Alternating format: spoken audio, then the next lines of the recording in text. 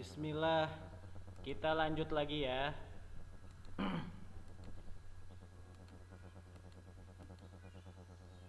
Dikembangkan dengan surprise tadi ya, bagian ketiga. Why? Huam, Putri Candy menguap. Putri terbangun dari 3 tahun tidur panjangnya. Jadi kaget ya, selama 3 tahun dia tertidur. Kejutan ya, selama 3 tahun baru terbangun. Ini biasanya ada di film perempuan ini. Ustadz pernah nonton tapi jangan ditonton ya. Film anak-anak. Kalian sudah besar. Oke, kita lanjut. 2. Menelaah penggunaan bahasa pada cerita fantasi. Nah, selanjutnya kita menelaah penggunaan bahasa pada cerita fantasi. Itu bisa dilihat bukunya halaman 68. Itu ada 6, A sampai F. Ya, kita bahas sama-sama ya. Menggunakan kata ganti dan nama orang sebagai sudut pandang penceritaannya. Penceritaan, misalnya aku, dia, mereka, dan sebagiannya. Kamu juga ya. B. Menggunakan kata yang berkaitan erat dengan panca indera untuk mendeskripsikan latar tempat, waktu, dan suasana. Itu contohnya tadi, 3 rumah bergaya kerucut menyambut mataku. Tuh ya. Seperti terlihat. Kalau latar tempat sudah. Latar waktu, kalau latar waktu itu tengah malam tak ada bintang di langit. Berarti waktunya tengah malam.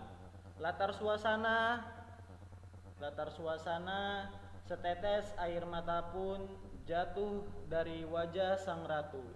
Tak sepatah kata pun terdengar dari bibirnya. Kamar yang megah ini terasa sunyi dan penuh kesedihan. Suasananya apa? Ya, sedih. Selanjutnya C. Penggunaan pilihan kata yang berkaitan dengan makna kias dan makna khusus. Contoh, alien itu berhidung mancung. Dengan hidungnya yang menjulang, ya, ia mengendus sekeliling. Kan? Makna kias dan makna khusus. Hidungnya yang menjulang. Lanjut, D. Menggunakan kata sambung urutan waktu seperti ketika, kemudian, setelah itu, sementara itu, sebelum, dan sebagainya. Menggunakan kata sambung urutan waktu sebagai penanda datangnya tokoh lain atau perubahan latar tempat, waktu, atau suasana. Contoh, setelah buku terbuka, aku terseret pada masa lampau. Nah, kan, urutan waktu kan. Contoh lagi. 2 tahun kemudian, Partha telah sampai di planet Mars dan bertemu dengan Tatao. Akhirnya, Partha dapat menyelamatkan diri dari terkaman raksasa. Selanjutnya, E. Menggunakan kata atau ungkapan keterkejutan bertujuan untuk memulai masalah, menggerakkan cerita. Contoh, tiba-tiba seorang alien yang berukuran lebih besar datang, ya kan? Keterkejutan, alien yang lebih besar datang. Tiba-tiba tuh ya kata-katanya. Tanpa diduga, tuh kata-kata yang keterkejutan. Buku terjatuh dan halaman terbuka menyeret Nabila pada dunia lain. Selanjutnya, di tengah kebahagiaannya datanglah musibah itu. Kan kaget kan? Habis bahagia muncul musibah. Yang F. Menggunakan dialog atau kalimat langsung dalam cerita. Contohnya kalimat langsung itu ada di buku juga.